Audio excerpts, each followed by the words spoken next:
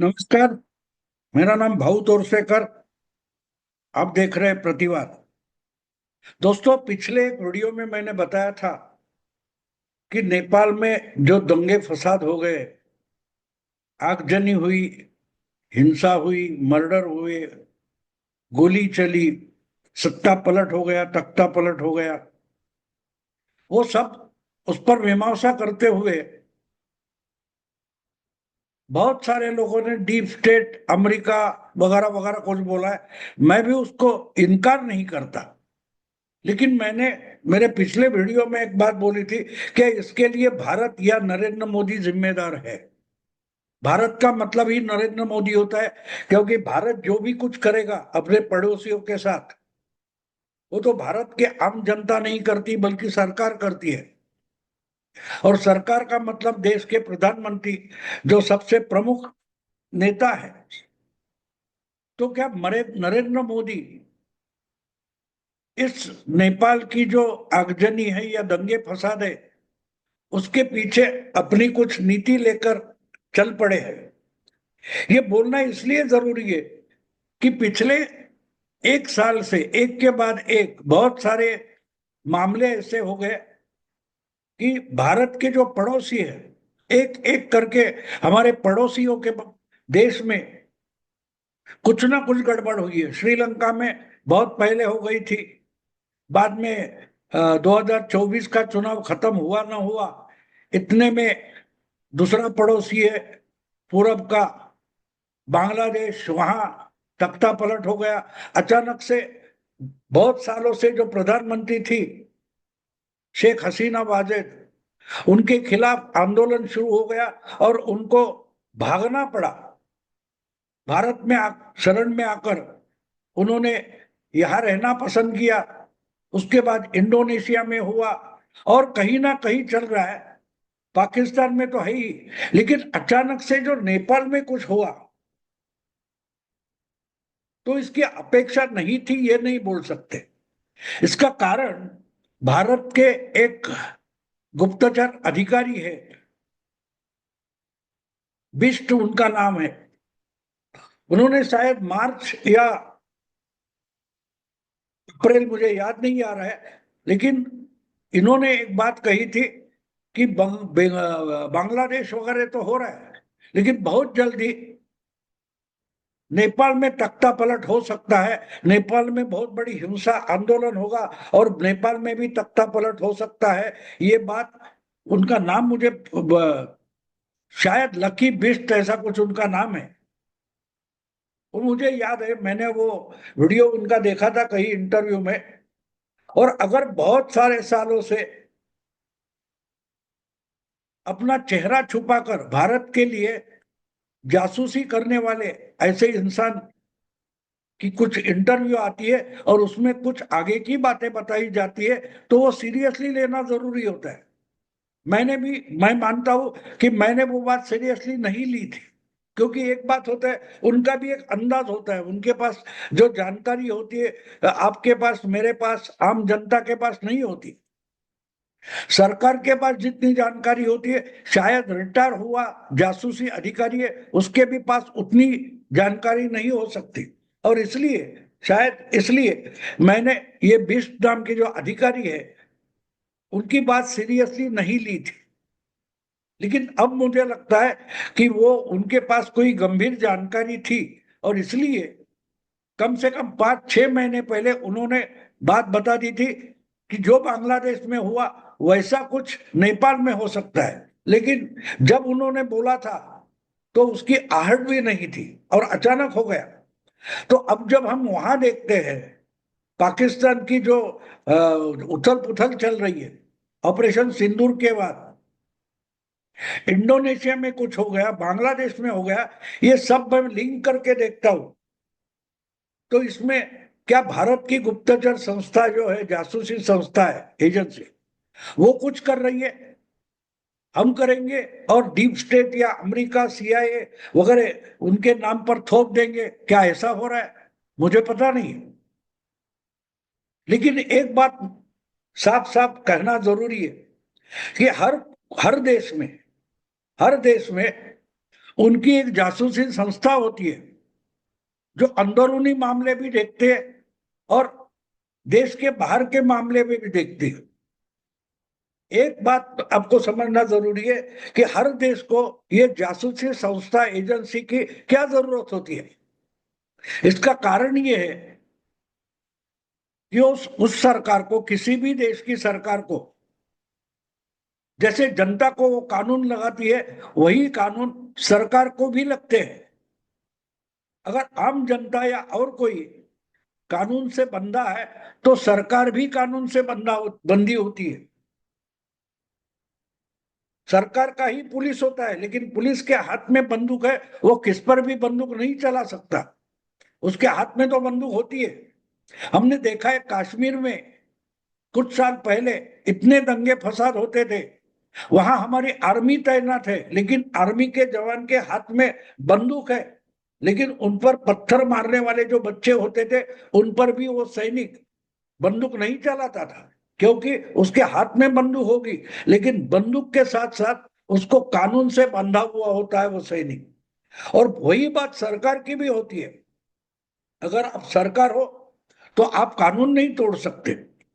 जो कानून आम जनता के लिए वो सरकार के लिए भी है, और इसीलिए जासूस एजेंसी की जरूरत होती है। अपने ही कानून से लंगड़ा जो सरकार होती है, लंगड़ी होती है सरकार, उसको कानून के बाहर जाकर अगर कुछ काम करना है तो सरकार के लेवल पर नहीं हो सकता, सरकारी कर्मचारी नहीं कर सकता, क्योंकि वो इलीगल हो जाएगा उसी देश में। और इसीलिए हर सरकार के पास जो जासूसी एजेंसी होती है वो सरकार को जो चाहिए ऐसे इलीगल काम करती है, कानून के बाहर के काम करती है। एक बात आपको बता दो, दुनिया भर के जो अलग अलग देशों के राजदूत हमारे यहाँ होते हैं, एम्बेसडर होते हैं, हाई कमीशन होता है, कमिश्नर होते हैं, डिप्लोमेट्स होते हैं, वो यहाँ कुछ अच्छी बातें करने नहीं आते। उनमें से आधे से ज्यादा लोग, किसी भी एम्बेसी के आधे से ज्यादा लोग ये जासूसी होते हैं। उस देश के जासूसी एजेंसी के कर्मचारी यहाँ डिप्लोमेट बनकर आते हैं, और किसी देश में अगर हमारे एम्बेसी में कुछ को लोग कर्मचारी होते हैं, उसमें भी हमारे जासूस होते हैं। उनका अलग अलग काम होता है। उस देश में हमारे लिए काम करने वाले लोग ढूंढना, वो उस देश के नागरिक होते हैं। और अंदरूनी मामला ऐसा होता है कि समझो दूसरी देश का एक जासूस है और यहाँ एम्बेसडर बनके या डिप्लोमेट बनके काम कर रहा है, तो उस पर नजर रखना लीगली पॉसिबल नहीं होता, क्योंकि उनको कानूनन डिप्लोमेट होने के कारण, डिप्लोमेटिक कर्मचारी होने के कारण छूट होती है। उन पर आप नजर नहीं रख सकते, उनको कानून से रोक नहीं सकते।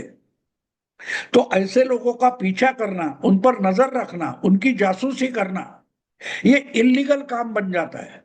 और इसी काम के लिए हर देश के पास अपनी अपनी जासूस एजेंसी होती है। कभी कभी दो दो एजेंसियां होते हैं, जैसे हमारे पास है आईबी है। आईबी का मतलब इंटेलिजेंस ब्यूरो, जो भारत के अंदरूनी मामले हैंडल करता है। Raw, research and analysis wing, ये देश के बाहर भारत के हित के लिए काम करती है। तो ये मैंने जो बोला लकी बेस्ट, वो शायद रॉ के एजेंट थे, और इसलिए उनके पास शायद उनके पुराने सहकारी या और कहीं से जानकारी आई, तो उन्होंने नेपाल के बारे में बताया था। तो अगर डीप स्टेट नेपाल में या बांग्लादेश में काम कर रहा है, या अमेरिका की जासूस एजेंसी या इसराइल की जासूस एजेंसी पाकिस्तान, ईरान या बांग्लादेश, नेपाल में काम कर रही है, तो हमारी भी करती है। ये एक दूसरे के साथ इनका शैडो प्ले चलता है, छाया का गेम चलता है। वो सामने आकर नहीं लड़ेंगे, लेकिन उनकी लड़ाई उस देश के लिए मुश्किल बन सकती है। और मुझे लगता है कि शायद नेपाल इसी लड़ाई का एक कुर्बानी का बकरा बन गया है। अब नेपाल जिस जिस जैसे उनका भूगोल है वो हम देखें तो वो चारों तरफ से लैंडलॉक्ड है। समुद्र का किनारा नेपाल से लगता नहीं। तो एक साइड पाकिस्तान है, एक साइड चाइना है, एक साइड बांग्लादेश नजदीक है, एक साइड भारत है। तो चारों तरफ से घिरा हुआ एक देश है। तो वहां अपने अपने इंटरेस्ट देखकर, हित देखकर अलग अलग देश अपनी अपनी जासूसी करते रहते हैं। और जो जो कर रहे हैं उन पर ध्यान रखने के लिए, और भी समझो, इसराइल का तो कहीं से भी बॉर्डर नेपाल से नहीं लगता, लेकिन अगर नेपाल में इसराइल के खिलाफ कुछ षड्यंत्र वगैरह हो रहा है, साजिश हो रही है, तो उसके लिए मोसाद को, यानी इसराइल की जासूसी एजेंसी को, नेपाल पर ध्यान रखना पड़ता है। और ऐसे बहुत सारे जासूसी एजेंसियां होती है जिनके लिए बांग्लादेश हो, पाकिस्तान हो, या आपका नेपाल हो, ऐसे देश खेल का अखाड़ा बन जाते हैं, खेल का मैदान बन जाते हैं। ये एक दूसरे के खिलाफ गेम करते रहते हैं। America, China, Bharat, Mossad, Pakistan, ऐसे बहुत सारे जो जासूसी एजेंसीज है, अगर इनके लिए नेपाल एक अखाड़ा बन जाता है तो वहां जो भी कुछ होगा उसका अल्टीमेट परिणाम नजदीकी बॉर्डर होने के कारण भारत पर हो सकता है। इसलिए ये जो सब खेल चल रहा है, इस पर भारत को भी ध्यान रखना पड़ता है। भारत की जासूसी एजेंसी बिल्कुल बारीकी से जो जो कुछ खेल चल रहा है उस पर नजर रखती है। शायद इसमें कुछ एजेंसियां एक दूसरे की दोस्त होती है। जैसे इसराइल है, इसराइल के मोसाद के एजेंट अगर नेपाल में कुछ काम कर रहे हैं तो उनके साथ भारत दोस्ती कर सकता है, क्योंकि ये तो डायरेक्टली भारत के हित की बात है। लेकिन दूर से देखो तो मोसाद को, यानी इसराइल को भी जो साजिश पाकिस्तान या मुस्लिम देश नेपाल में बैठकर कर रहे हैं उसका परिणाम इसराइल को भुगतना है। तो इसराइल को नेपाल में आना पड़ता है। इसके लिए नेपाल का भारत दोस्त बनता है। नेपाल की भारत इसराइल की एजेंसी और भारत की एजेंसी एक दूसरे के दोस्त बन जाते हैं। तो मैं एक बात मानता हूं कि नेपाल में जो कुछ हुआ, ये बहुत सारे देशों की एक एजेंसियां जो है वो एक दूसरे से जो शैडो प्ले कर रही है नेपाल में, उसका कारण वहां के दंगे फसाद हुए। अब इसमें एक बात होती है कि दिखने में तो सब नेपाली लोग दिख रहे, नेपाली जवान लड़के दिख रहे, युवा नेपाली दिख रहे, स्टूडेंट दिख रहे, आम नागरिक तो ईरान, जापान, नेपाल के ही है। तो इसमें बाकी देश कहां से आ गए? तो इसका एक कारण ये होता है कि ये बड़े बड़े देश होते हैं, समझो भारत है, चाइना है, अमेरिका है, पाकिस्तान है, या और कोई है, ये जो खेल करते हैं तो आसपास के देशों में खेल करना है, इसके लिए उनको एक ग्राउंड लगता है, वो नेपाल होता है। और इसलिए नेपाल में अगर बहुत सारी छूट विदेशी पर्यटकों को, टूरिस्ट को मिलती है तो उसका फायदा उठाया जाता है, और हर देश की, बड़े देश की एजेंसी नेपाल में अपना खेल करने के लिए पहुंच जाती है। लेकिन इसका नजदीकी सबसे गलत परिणाम, बुरा परिणाम अगर भारत पर होने वाला है तो भारत का स्टेक ज्यादा होता है।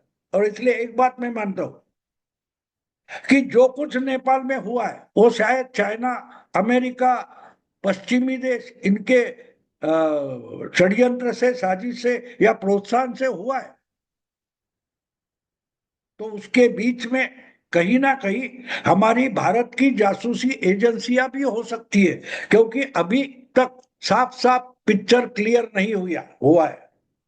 जो कुछ हो रहा है उसके, जो हमारे सामने खबरें आ रही है, उससे लगता है कि हाँ, महंगाई थी, पॉलिटिकल लीडर्स मजा कर रहे थे, ऐश कर रहे थे, इससे गुस्सा होकर जनता ने बगावत की है, जनता ने तख्ता पलट किया, ऐसा हमें लगता है।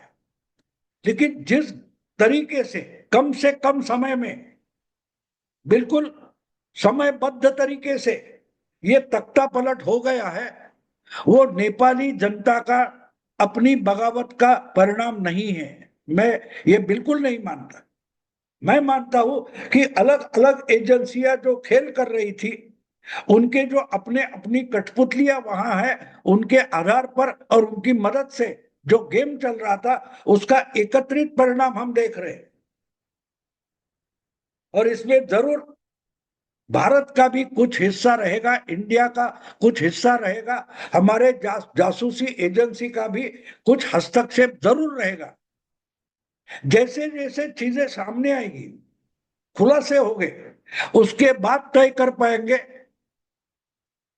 कि इसमें नेपाल का भविष्य क्या है, नेपाल का फायदा है, नुकसान है, ये छोड़ दो। इसमें किसने, किस देश में, किस देश के जासूसी एजेंसी ने बाजी मारी है, वो देखना पड़ेगा। शुरुआती जो खबरें आई, उसमें कुछ चाइनीज टूरिस्ट थे, चाइनीज नागरिक थे, उनको पीटा गया, भगाया गया। चाइना के साथ हाथ मिलाकर राजनीति करने वाले जो नेता थे, मंत्री थे, उनको मारा पीटा गया, उनके घर जलाए गए, उनके फैमिली पर हमले हुए। लेकिन आज मैंने खबर देखी है, उसमें भारत के पर्यटकों पर भी हमला हुआ है। जो श्रद्धालु पशुपतिनाथ गए थे, उन पर हमला हुआ है। लेकिन दूसरी बात यह भी है कि उस जो झुंड थी, भीड़ थी, उसमें योगी के भी फोटो दिखाए गए, मोदी के नाम का जय जयकार हुआ। ये सब मिक्स सिग्नल्स आ रहे हैं। अभी भी किसने बाजी मारी, किसने बाजी लगाई थी, कौन बाजी खेल रहा था, इसकी पिक्चर क्लियर नहीं हुई है। एक साफ है कि ये बगावत हो या जो कुछ हुआ है तख्ता पलट, वो सिर्फ नेपाली जनता की इच्छा से और गुस्से से, प्रक्षोभ से हुआ। इस पर मेरा बिल्कुल विश्वास नहीं है, बिल्कुल विश्वास नहीं। हाँ, एक है, अमेरिका तो ऐसी चीजें करते आया है। सीरिया में हुआ, अफगानिस्तान में हुआ, इसराइल में, इराक में हुआ, बांग्लादेश में हुआ, और बहुत जगह कोरिया में हुआ। ये तो अमेरिका करती आई है। लेकिन जहां हुआ है, तो नेपाल भारत का पड़ोसी है, और भारत आज जिस ताकत पर है, उस ताकत से भारत ये आसानी से नहीं होने देगा। इसलिए जो कुछ हुआ है, उसमें भारत की भी कुछ ना कुछ बाजी होगी, भारत का भी कुछ ना कुछ गेम होगा। देखते इसके खुलासे क्या होते हैं, और उसके बाद इस पर ज्यादा तफसील से बात करेंगे। अभी यही रुकता हूं। अगर वीडियो पसंद है तो लाइक कीजिए, शेयर कीजिए, और प्रतिवाद को सब्सक्राइब कीजिए। नमस्कार।